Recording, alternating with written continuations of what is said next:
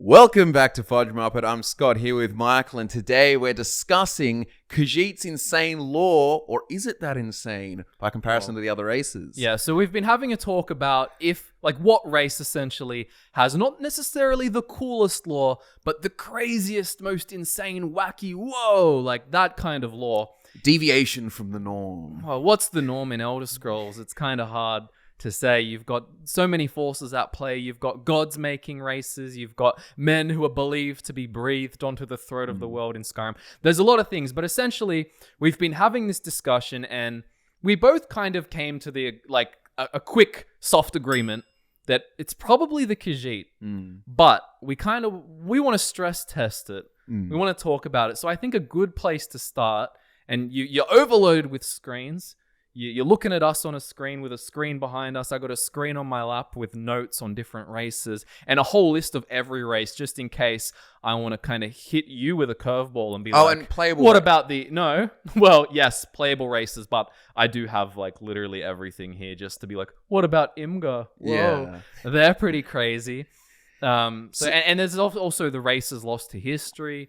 I mean, even Dwemer, they're pretty wild race when you consider their lore. I mean, they're all disappeared. They're so wacky, they cease to exist. Yeah. I think it's hard because, in terms of parameters, there's kind of the biology of whatever a race is, just physically that specimen. And then you've also got the cultural components, and that could be their gods, their practices, and whatever sort of stuff they do. That's the thing. I think we're going to keep it geared more towards the race themselves. Obviously, culture will bleed in and gods and all this will bleed in, but generally the race more than the history of the race, right? Yeah. So I guess we should just start with why Khajiit are so wild. I mean, essentially the biggest thing in their creation story, it basically involves the fact that the way they're born is affected by the moons. Yeah. Took a while to get that one out, but yeah, you know what I mean? So there are many different breeds of Khajiit. Yeah, and we've had funny discussions about this before, but how does that work with some of the Khajiit being so small, giving birth to some mammoth-sized Khajiit Centra? Well, I don't know. They should all come out like a little rat feline-y blob thing, and then just we assume they have a little feline protoform looking thing, and then they grow into whatever they do. Because theoretically, it's possible for an Alfiq, which are the small sort of house cat ones, to be able to give birth to some of the biggest breeds of Khajiit. And just to clarify as well, a lot of the different kind of breeds, if you will, aren't that interesting. Like there are, but then some are just this one looks slightly different or slightly more like a human, or all the rat kind of ones. Yeah. It's just a bigger version of the same thing. Yeah. And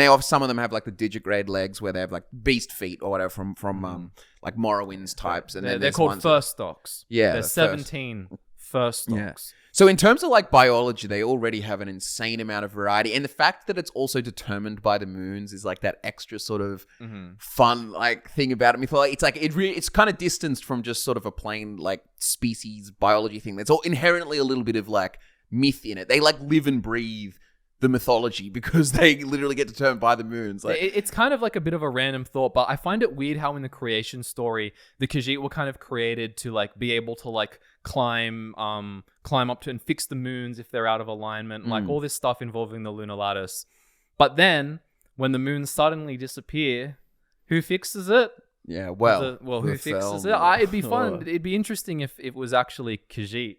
Yeah. But if you go back in the history of Khajiit, there were a group that was assembled to essentially right the moons if they went out of balance. There's a lot of moon stuff. Yeah. I'm surprised the race that was essentially created to be manipulated essentially by the moons and to be able to ensure the moons are all good doesn't fix the moons when they disappear. I do think that they have... That's pretty crazy. I do think that in terms of just...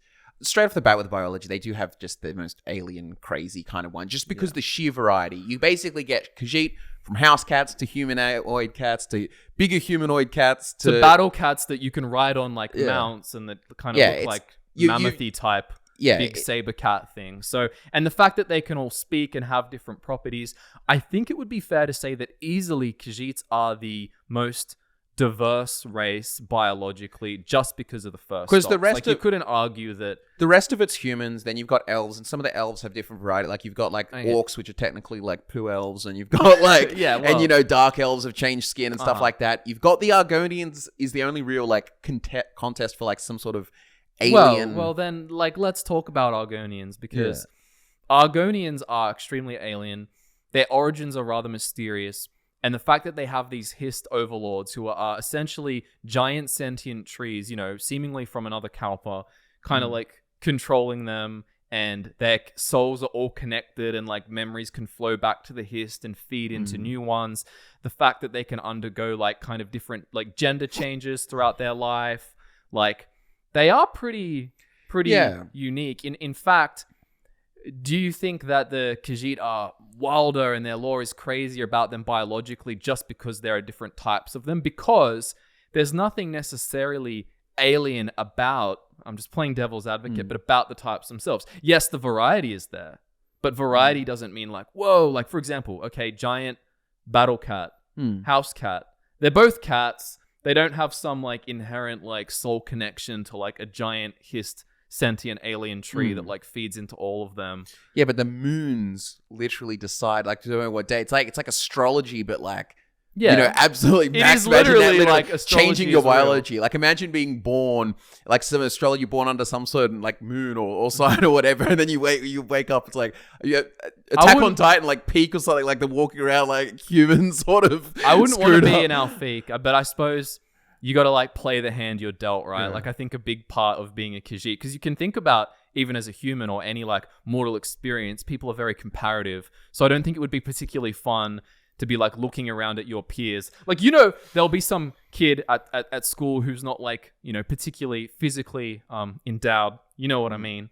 They're not like big and strong, and they'll look at the big, strong kids and be like, I wish I was like that. Imagine being a house cat and there are like battle cat chads and like giant lion men walking around. I think that in itself, warriors. The way that would also change the society and the sort of like roles fulfilled by the different kind of races as well is, first stocks of the Khajiit. As opposed to, for example, the Argonians have some differences. There's like the Naga tribes and then stuff like that. And they can... Well, they actually, now that you bring it up, Argonian tribes can have some pretty big differences. Yeah, but I would say they're all still very... usually like humanoid-esque kind of things. And the other thing that I kind of... The reason I guess the Khajiit seem a little bit more insane to me, a little like crazier, is that with the Argonians, you've kind of... It almost feels, not insectoid, but like you've got that hive mind energy of the hist that maybe that it's like this sort of big like, data center kind of like collecting memories and experiences of all these Argonians, which could have potentially been these ancient ancestor lizards that were like sort of mutated by the hist sap into the Argonians. So today, there's a few theories and stuff and different sort of explanations, but... I'm just finding the different... obviously, Argonians all come in different colors, like far more diverse probably than Khajiit, though Khajiit come in different, colors of fur as well. Yeah. But I'm just finding the tribes because there are some like very, very different tribes. A lot of them are just kind of like philosophically different, which isn't obviously as interesting. I think too the thing about the Khajiit as well is outside of just the fur stocks things, you've got like that sweet, this is partially cultural, but you've got that whole sweet tooth thing, and that they consume moon sugar, which... If you believe the mythology, and I prefer the mythological interpretations. You give it the everything. benefit of the doubt. Yeah, it's crystallized moonlight, which sounds so cool. But they consume this stuff on a ritual basis and so on. So it's like you've kind of got these like sweet tooth cats with like 12 or whatever it is, different sort of varieties within themselves. Like there's so much personality and differences that could happen in between all of them. I understand you have that with the Argonians, but I think it's to a lesser degree. I think you might people go, oh, it's more alien because they're like typically like reptile sort of fishy features look more alien as opposed to something more mammalian. But yeah, I mean, I was just looking at the tribes then, and a lot of it is just like we live like this, we make our everything from the bones of the fallen, and like they have all the different things. There are Argonian behemoths, like gigantic Argonians, which you could say could kind of cancel out the craziness of the like comparatively of like the giant cats and whatnot. But I mean, it is hard. Like, how do you compare a giant? because I know you go hive mind, but they're not really. Like, that's kind of like a background thing. Like, they are all very like different and unique with different tribes and things. But again, that to kind of like argue on the side of the Khajiit, that isn't like an inherent biological thing. Like, you go to any race and there is a whole host of like different groups. I mean, you could literally take like Nords or Red Guards, and like there's all these different factions and groups with different philosophies and things like that. Just because one is a tribe and, you know, it sounds more alien doesn't make it any more I also unique think the nail in the coffin for me that makes the like lore, it is bringing in the cultural stuff, but it's their pantheon of gods and the diversity with it. For example, if you look at Argonians lore, it's very much there's no pantheon. Yeah, it's basically Sithis and the Hist, basically, and they have like different names for Anu and Padme, like Attack or whatever it is, the root thing, right? But it's nothing that complex. Whereas if you look at the Khajiit, they've got a whole pantheon of taking from like Adric entities or Daedric entities, but basically they call them all spirits, and they divide them up into like sky spirits or dark spirits and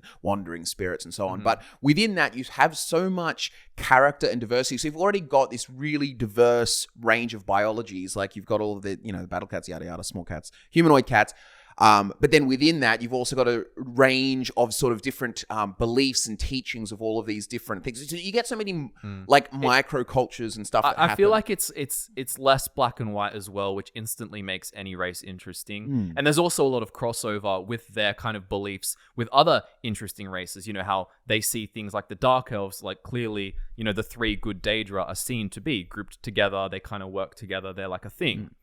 And it's not, or we only worship the Aedra, or like, oh, we're really fond of the Daedra. It's kind of like, okay, you know, they're all spirits. They all have their different purposes. And some are more interesting than others, some of the interpretations. Like, you look at Boethia, she's Boethra, and there's a different vibe to her. You don't venerate Boethia like perhaps another Daedric worshipper would, or Daedra worshipper would. Instead, you live the life, you walk the path, and that's how you honor Boethra. And they have so many interesting characterizations that are like purely like cultural or relative to them as a race. But like even things where you take fun things as like Mehrunes Dagon, they're called Maroons, is like this sort of like kitten. He's this kitten that has tantrums that just destroys things and like tears down stuff. So it's like playing off the cat. It's just so fun to me that you've got this idea of a little cat that's tearing down the curtains or whatever, but that's how they're, you know, because they're all cat people, that's their god, or that's their understanding of destruction. It's just, I almost like, I don't know, it's fun how they kind of infantilize him a little bit. Well, like it's cool too to just see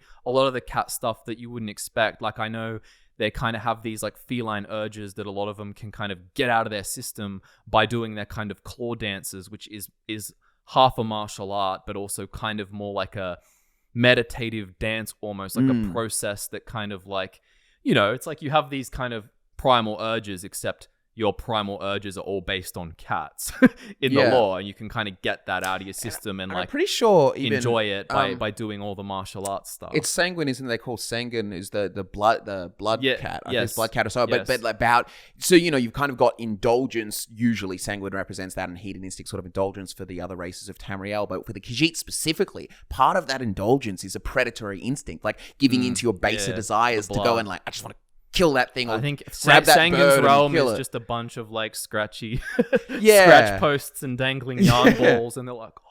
Because this is what we're talking about with Khajiit. They have such a good integration between their culture, their gods, their race. There's so many intricate connections in there. They're very not one note like a lot of other races. Like if you take Dwemer, you've got your sort of Dwemer are pretty wild. There's wild, insane parts to them, but they are elves with Persian beards underground with robots, which is, you know, they're the hyperlogical, but yeah, they're logic lords idea taken to the nth extent. Like it's just and even, like, even the way they disappeared was like they essentially, well, hubris, if you believe it, but like we basically zero sum because we look at two realities and it's like, well, I can't comprehend the idea that I'm in a dream and I exist, so I'm gone. Yeah. If you believe that theory, angle, because there's things, also like the skin. They became the skin of the medium. Yes, yada yada. There's multiple theories, but when you have like, you know, you've got, it's the same as all of the Nords. You've got like the sort of, it's one note. There's like a Viking kind of pantheon. Like you expect it, like that kind of Scandinavian feel. Just to clarify for anyone listening, for us, say your favorite race is one note. If you've been watching the channel, you've been watching the podcasts,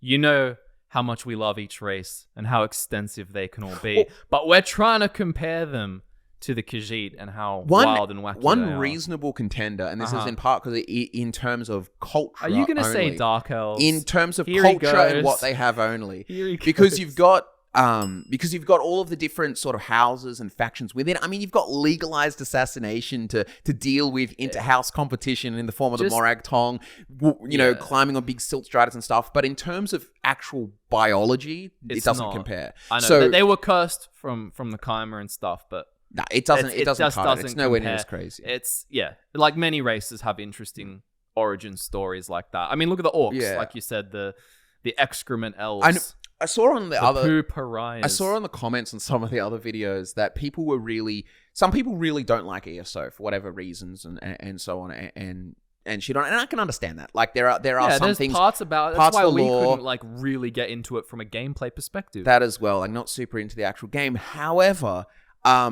elsewhere in the lore they've added for the Khajiit, like I was super worried ever about like the idea. I remember ages ago. Like, we're still living in my house when we're like at my parents' place when we did this video. But I made a video on why I wouldn't want Elder Scrolls 6 to be an Elsewhere. And the gist of it was that Bethesda wouldn't do it justice. And perhaps they wouldn't. But I'd have to say... for the Elder Scrolls Online, they did a pretty good job. Yeah, they did a lot of justice. Whoever was writing all of that, it was pretty fantastic. So, I think that's what really elevates them. Like, without the Elsewhere expansion, you could probably argue that their culture isn't as in... they did everything. The Elder Scrolls Online really helped them. Like, it will be interesting, and we'll probably make a video on it about just how much High Isle, like the extent that they've actually enhanced the Bredons. By the way, just to clarify, I'm not saying that they have. We'll just be talking about if they have, what they added, if it's good or not. Basically, like, are the Bretons cool now? Yeah. Are they cool yet? Have they been given the love they deserve? So we can talk about that. Yeah. But I really want to try and play some devil's advocate some more because it seems like we got on camera and just agreed about how cool and crazy the Khajiit are. Look, we can disqualify basically all the human races immediately. Yes. While interesting in their own ways, you can disqualify them. High Elves, you can also disqualify. Again, interesting, but they basically stayed the same as their proto-race, the Oldma. Like, very similar. They're good magic users. They're snobs. They're, like, really big into their bloodlines and their ancestry. It's cool, but, like, it's not as wild. Yeah. So you've got Argonians. Dark Elves, like you said, are pretty culturally and the gods and stuff, but they don't have the biology to back it up. Well, then it's just but then it's Argonians have the biology, but I don't think they have the like culture to back it up. Well, they do have a lot of interesting things, but a lot of it's not the pantheon, obviously. And as lovers of Daedric princes and Aedric gods.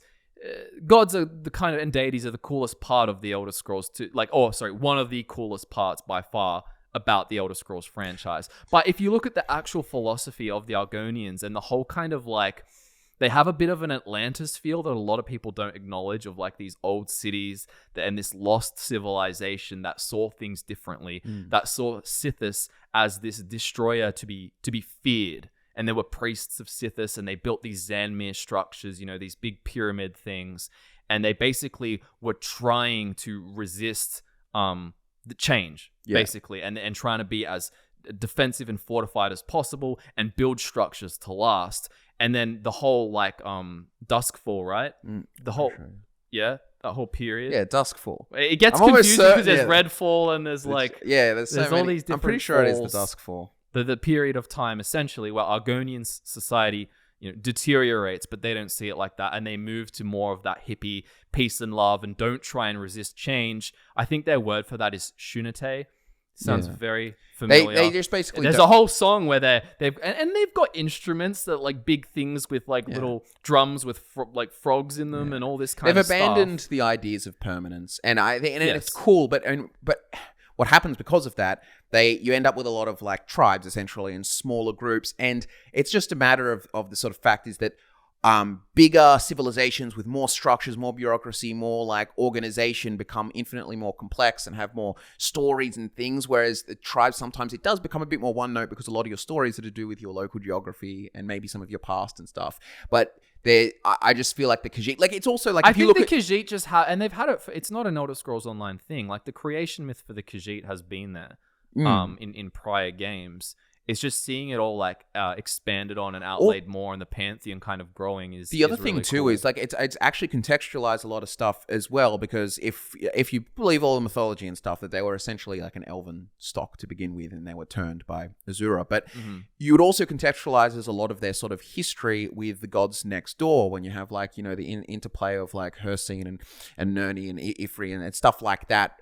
Like the idea that Hircine in their mythology, that his head is of the great stag of Ifri, or Ifri's great stag. I forget the exact naming of it. I'll put it up in the thing. But and then wearing that as a helmet to like give him the big FU, basically. Yeah, it's like even the fact that their lands have been transformed into these like, you know, like deserts and kind of like things like this where the plants won't grow, but the kind of like separation in elsewhere of like the kind of like tropical foresty places and the big moon sugar plantations versus like desert stuff, and you've even got the kind of duality between the like more decadent, rich, wealthy Khajiit with their moon sugar plantations versus the more like devout, I was gonna say based, but like literally like down to earth, kind of like grounded. The other thing too is the deviations in their culture from like compared to others, like even their sort of attitudes towards like banditry or thievery. Like they even have these reverend gods. Like, oh, there's a lot of like, but that's very cat-like, right? Casual, yeah. Because it's almost like, I mean, I was about to say just because it's like an inherent desire doesn't mean it's a sin, but that's obviously not the case with like all of all of our religion on earth. But they have like, I guess, more acceptance towards certain things and certain like. Yeah, like it just makes it interesting that you've got like all of that biological variation, cultural variation, god variation, and then you've got like twists on different morals that are, you know, seen as standard because we use our view of what is standard and so on, and their approaches to thievery and such. And I mean, that's the thing. That's just like you can imagine that thievery or like being sneaky is almost like an impulse for a feline being. I like that kind of stuff. Even their gods were cooler before. Like you look at what Elder Scrolls Online added, and then, you know, because they go before, as in like chronologically in the sort of because they added all of the lore about what used to be their religion, and it's really cool. But then like the more modern Khajiit worship, the Riddlethar, sort of, which is like this cosmic sort of philosophy. It's very Buddhist feeling. It's just not as interesting as like a pantheon of all these different spirits and stuff. It's just But I'm pretty sure they could use a renaissance of like, you know, the old stuff coming back and like being more popular perhaps in the fourth era due to certain like, oh, we've lost our way and we need to I don't know. It'd just be just any excuse that makes sense to put the cool gods I just don't think you can beat Kung Fu cats and who eat sugar and can also be like big cats, small cats. Like, well, it's interesting as well when you consider that the fact that like so much of their wealth and stuff comes from like illegally trafficking refined moon sugar, which is skooma, into other provinces, and all the dodgy stuff that goes on with that, and how they literally cover their meals with it. Like, you know, they'll have like sugared meats, and like then other races who can't tolerate it as much kind of like go nuts. But it is known that Khajiit can actually like have too much moon sugar as well. Like, it's still like an indulgence that some go even too far for their own biological capabilities and kind of fall prey to that Sangan kind of like lifestyle where they're just super decadent and like. But again, it's interesting because it's not like, oh, that's a sin, it's shameful. It's more like you've been taken off the path. Yeah. You're always trying to like walk the path. Yeah. Versus like get distracted. Yeah. More than like become a bad person. It's like, oh, you're distracted. You're not fulfilling your purpose. And I mean, we didn't even dive into all of the like the lunar ladder stuff and the sands behind the stars, which is their sort of like heaven, and like and you've got all of the. But other races they all have lives and cool stuff as well. Yeah, but there's just so much depth to them. Look, there's this. I haven't needed. It's been more of a distraction to navigate the many screens, but. I would like to just quickly hit the race list of like other things to consider. Oh, the needs. Do you reckon they're crazier? No. You got needs, Aylas. Yeah. But the Falmer, they kind of just became corrupt. You could put that on a similar level to like the Orcish story. One of the weirder ones. Marama actually are rather unique. The Sea Elves. I mean, they literally command like hordes of like serpent sea creatures with insectoid ships. Yeah, of course. One note, because like the thing is, and this is the good thing about the Elder Scrolls, is Obviously they're featured in the Elder Scrolls Online, but there's always the opportunity for to add. Explore them You more can and add, like, you could go and visit Pandanir, and like, it's all like very interesting because they add all this cultural stuff that wasn't known about before, and they can because the unreliable narrator doesn't have much information on there. I think Slowed is probably one of the better competitors in terms of biology, which is weird that they grow out of, like, there's these atolls with these shallow waters basically, and they grow up all of these little sort of babies, and when you get some of them grow into full maturity and become a Slowed, and then they actually manufacture other little babies because they're like genetically uncaring Slowed, and they don't have the same moral system as a lot of other animals and people, so they actually like take these babies, turn them into soap, and then use them in like necromancy experiments, stuff like that. Like Slowed are pretty wild. Yeah, but they probably need a little bit more exploration to really... For sure. But I think like you said too, with the Argonians, like I can see now like more of a list of different things. Like even the Naga, like they have the huge mouths filled with dripping needle like fangs and whatever, but they still just look like Argonians essentially. Slightly different, with like, there's variances, and we've talked about, we even made a Patru build. Patru are more like toad-like Argonians. But again, it would be cooler if they were like proper toads. Like imagine like a sentient toad, and then you're being told, oh, it's an Argonian. Oh, and by the way, we're not like saying that Argonians aren't like crazy or insane. I'm never going to say that. Yeah. Like they're definitely up there, but I think they're so much more in depth than Dark Elves. In terms of biology, but no, just in terms of everything. No way. No.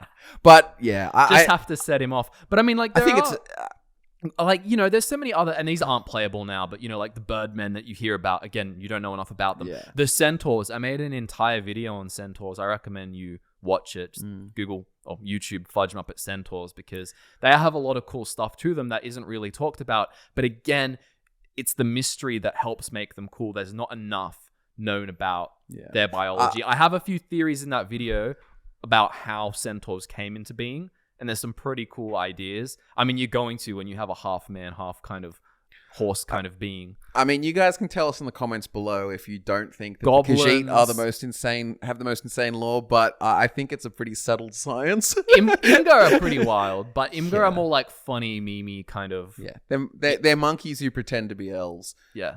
It's like, well, not to mention all the Daedric races, if you can call them that. Well, I think, or all the races of Akavir, for example. Yeah, which we barely know anything about. But they do sound crazy, like frost demons that like thaw out and then the ice, and then monkeys, tigers, and the serpent people. The Sayesi, I think. Again, there's so much room for these things to be explored. But as it stands, I think biologically, and like even the biological cultural mix, the kind of like that, I still think that Khajiit would win. Yeah. And because like you said, the Argonians, look, if I really wanted to, I could sit here and argue pretty hard that Argonians are biologically like just as, you put more emphasis on the hist and all this kind of stuff. Argonians are pretty wild. I mean, they come, like even like hatchling and eggs and like all these different things and putting them under the, like at the history and like all their ceremonies and phases, like the gender change changes stuff essentially, like the fact that, but that's all like a bit like obscure as well, because some things can kind of suggest it's like a choice, and other things is more, they make you wonder, is it more like, oh, tadpole stage, and I like just changed, now I'm this, and for 30 years I live as that, and now I'm changing, back and forth, or it's not made super clear, but we do seem to know that it can just be done in a ceremony. There's the text on the ceremony from the Elder Scrolls Online. But I still think the Khajiit having all the different fur stocks, being wrapped up in the movements of the moon. I would love to make a lore video just about the moons as well, like Joan and Jode essentially, because there's a lot of stuff there that, I'd like to explore in greater detail. But what do you think? I think that it's kind of settled. I think so too. Khajiit, the most insane. Most insane. And just to clarify, most wild, wacky race. Yeah, they have the most wacky, interesting lore. Like, well, interesting, but wacky. It's like a, you know what I mean? Not norm. Hey, you're going to have down in the comments. Hey, look at that Khajiit.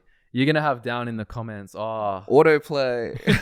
But yeah. The Bretons are the most wacky, let me tell you why. You don't know what you're talking about. But anyway, social media links are in the description. Thank you for tuning in. We really do enjoy making these videos. It's always a pleasure to sit and talk about this kind of stuff. And we're really glad that you enjoy it as well. We'll see you next time. See you next time.